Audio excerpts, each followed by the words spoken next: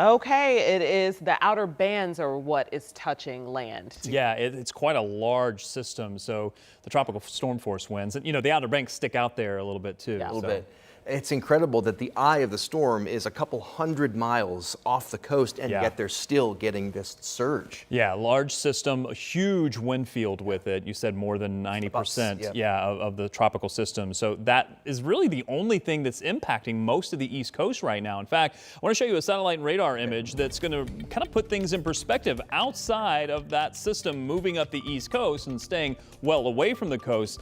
It's really the only thing that's on the national map. There's a few showers, a couple of systems are trying to roll through maybe along the Canadian border, but outside of that, I mean, look at much of the country. It is quiet. A few showers, typical summertime thunderstorms along the Gulf Coast, but really your eye is drawn to that, and that is all that we're seeing right now. Meanwhile, a little closer in, things are relatively quiet across much of the Midwest. We're looking at overall no major systems moving through, but this doesn't show you the cloud cover that I showed you earlier because it was using the infrared satellite. When you use the visible satellite, you're able to pick up these clouds that are much lower in the atmosphere, these low clouds that have stayed with us for much of the day. I said we'd be watching to see if any clearing happens over the next several hours or so, because as it does so, that may allow the temperatures tonight to drop. Current temperatures sitting into the 70s and 60s, 68 for Connorsville, and all locations reporting at least some cloud cover, although there are a couple of areas that are trying to break into some clear sky. I just think it's going to take us a little bit longer before that happens.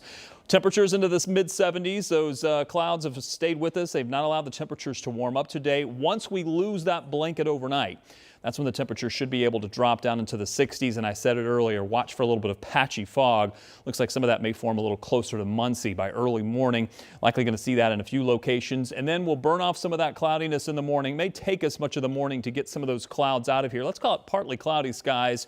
And then through the afternoon, we hope to see a bit more sunshine. So for your Friday, we'll get up into the 80s. And then looking ahead to the weekend, temperatures will go into the 80s yet again for your Saturday. Now, Saturday, I think, is going to be the warmest day of our forecast. Now, to me, this is picture perfect.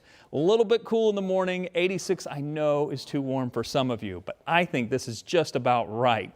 If you're looking for cooler weather, don't worry. Look at the temperatures. They're going to drop a bit as we look to Sunday, and a reinforcing shot of cooler air, I should say, is going to be moving in.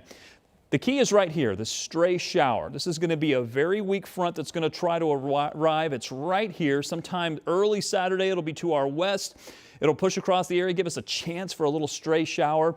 The chance is really low because the air is really dry. It's hard to make out the front there, but boy, you'll see that front when it comes to the drier air that's going to move in. It's going to drop our dew points into the 40s.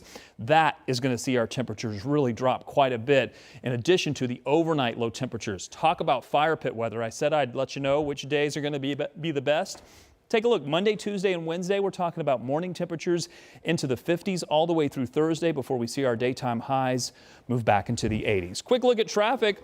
I've actually been impressed by how nice this map looks.